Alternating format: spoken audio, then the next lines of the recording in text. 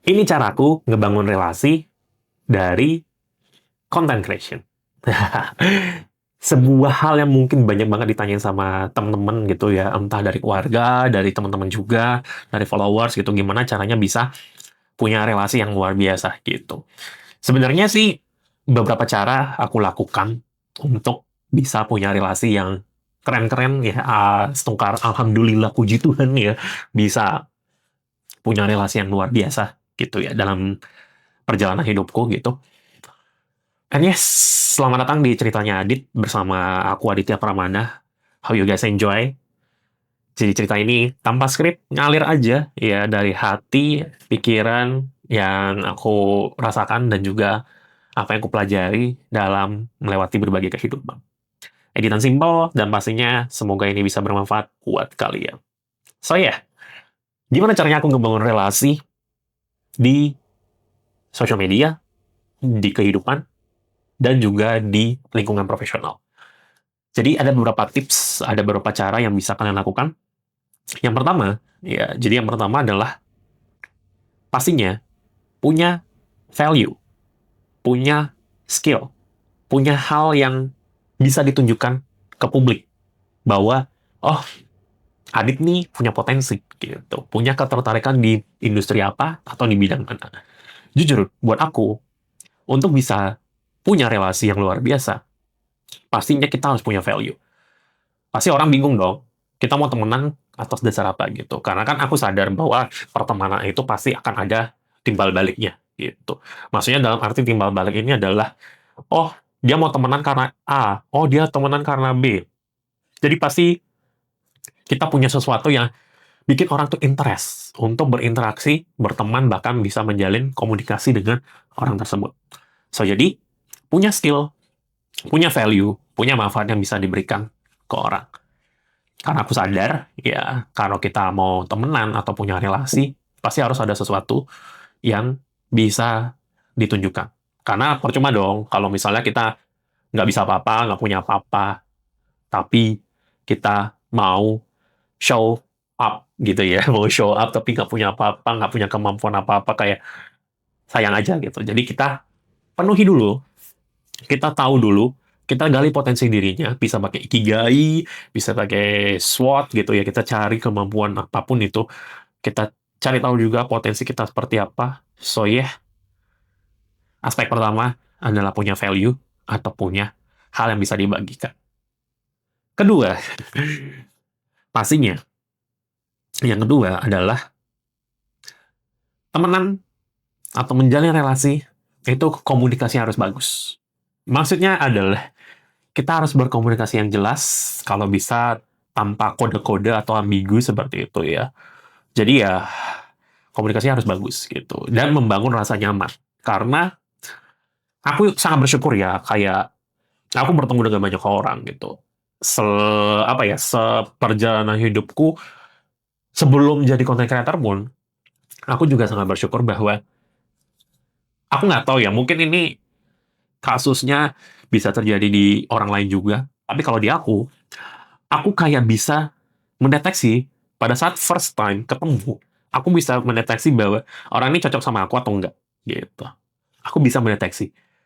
Kayak ada aja kayak kode-kode atau selentingan atau sesuatu yang kayak, oh kayak ini nggak bisa sama aku nih. Oh kayak ini cuma teman aja. Oh ini kayaknya cuma sekadar say hi gitu. Jadi harus bisa gitu, harus harus tahu gitu gimana. Oh, kita harus tahu nih kalau dari diri kita tuh nyaman nggak sama orang ini gitu. Lihat cara komunikasinya bagus nggak, atau misalnya sorry tuh saya mungkin omongannya mungkin kasar atau dengan bahasa yang kurang enak gitu. Nah itu gimana gitu. Jadi harus diperhatikan juga. Jadi komunikasi yang baik itu juga membangun rasa nyaman dan bisa menjalin interaksi yang bagus juga ke depannya. Terus yang ketiga, yang aku lakukan juga untuk punya relasi dan menjaga relasi itu baik adalah gimana caranya aku untuk sewajarnya. Jadi maksudnya sewajarnya adalah kita kan pasti dalam hidup ya, kita kan pasti bertemu dengan banyak orang tuh. Pasti ada beberapa kemungkinan kayak, oh aku mau ambis ke sana harus temenan sama ini, komunikasinya harus intens, harus punya value yang wah dar-der-dor gitu. Tapi buat aku, komunikasi, kalau misalnya kita terlalu ambisius gitu ya, ya orang pasti kayak, "Ini ngapain sih sebenarnya?" Gitu. Jadi buat aku, sewajarnya aja gitu. Jangan yang, uh, ambis banget atau gini banget gitu. Jadi kayak rasanya kurang nyaman gitu. Pasti dari dua aspek kurang nyaman jadinya. Jadi kalau aku sih prinsipnya adalah membangun komunikasi yang baik, menjalin relasi yang baik, yang sewajarnya, nggak berlebihan gitu. Jadi ya dalam arti tetap confident sama diri sendiri gitu. Jangan terlalu ambis gitu ya. Karena kan semua orang pasti punya kesibukan dan kepentingan masing-masing gitu. Jadi ya membangun komunikasi yang bagus pasti harus didukung juga dengan etika yang bagus. Oke. Terus selanjutnya yang aku terapkan juga adalah membangun chemistry. Ya, membangun chemistry. Jadi membangun chemistry ini dalam arti adalah menciptakan rasa nyaman, pasti. Terus gimana caranya berinteraksi dengan baik, kayak kalau ketemu orang pasti aku research dulu, ini orangnya siapa, punya kemampuan apa, ada hal-hal bagus yang atau hal-hal unik yang bisa aku ceritakan nanti gitu. Pasti aku research dulu. Aku research dulu dan pastinya pada saat ngobrol jadi pasti nyaman. Dan paling penting, pada saat komunikasi, manggilnya pakai nama. Itu remind yang dimana kayak menstimulus bahwa, oh orang ini peduli. Gitu. Mendengarkan dengan baik, ya pada saat ngobrol gitu. Mendengarkan, menerima saran, atau misal kita kasih saran terbaik juga. Jadi, lakukan yang terbaik gitu pada saat proses komunikasi. Itu yang bisa aku berikan. Dan ekstra satu bonus lagi deh.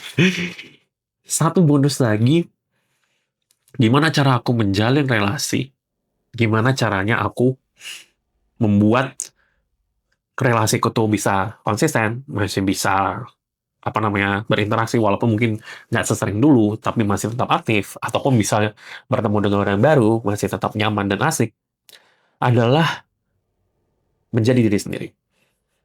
Karena kalau kita menjadi diri sendiri, orang pasti menerima dengan baik gitu. Kalau kita mengada-ngada, menjadi kayak orang lain, bakal susah diterima. Karena ini bukan orang aslinya nih, dia kayak pakai topeng gitu. Jadi, be the real you, be the best version of you. Tampil senyamannya, tunjukkan yang terbaik, nggak usah pakai topeng-topengan gitu ya. Jadi ya, the best version of you. Jadilah diri sendiri, ya, senyamannya gitu. Karena membangun relasi yang baik, pastinya harus didasari dari dua orang atau lebih yang berinteraksi dengan versinya masing-masing. Nggak perlu misalnya kayak bertemu dengan orang itu, oh harus jadi yang mirip banget gitu. Nggak mesti. Karena kita punya keunikan sendiri, itu yang akan jadi pembeda. Seperti di saran sebelumnya ya. Kalau kita punya value, kita punya kemampuan, itu bisa banget untuk menjadi sebuah penanda, sebuah ID kan bahwa, oh, orang ini punya kemampuan apa, ciri khas apa, atau punya something yang interest, yang kayaknya orang tertarik nih untuk komunikasi atau berinteraksi dengan Adit ataupun dengan orang tersebut gitu. So ya, jadi itu sih kalau dari aku, gimana cara aku membangun relasi. Singkat aja, tapi mudah-mudahan bisa bermanfaat. Kalau ada tips lain, boleh komen, ya sharing bareng-bareng. So, thank you so much. Semoga enjoy dengan ceritanya Adit kali ini. Jangan lupa like, comment, share, subscribe, follow, ya. Ketemu lagi nanti di cerita Adit selanjutnya. Sehat-sehat semuanya.